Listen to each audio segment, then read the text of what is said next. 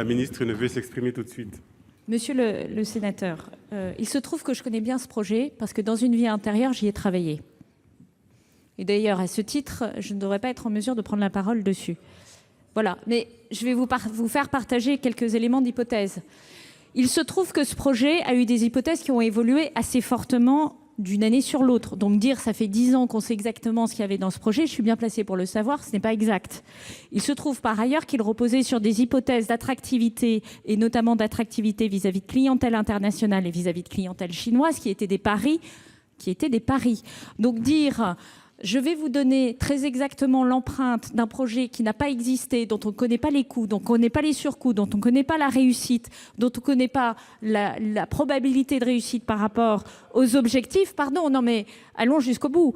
Et en revanche, faire comme si rien n'avait existé, alors que tout l'argent public qui était demandé pour ce projet peut être mis à l'œuvre et au travail pour d'autres projets pour le Val d'Oise, me paraît pas être raisonnable. Donc non.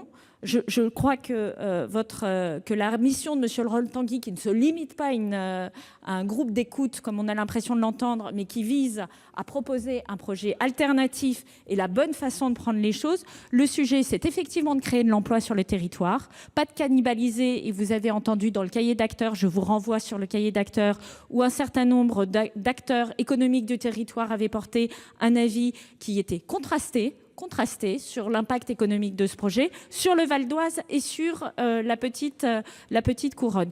Donc, ce que nous proposons, nous, c'est d'avancer en regardant devant nous, par une décision qui a été mûrement réfléchie, et dans ses aspects économiques et dans ses aspects de transition écologique et énergétique. Je le rappelle, vous êtes les premiers à nous demander d'aller plus vite, plus fort sur la transition écologique et énergétique. Soyons cohérents aussi intertemporellement.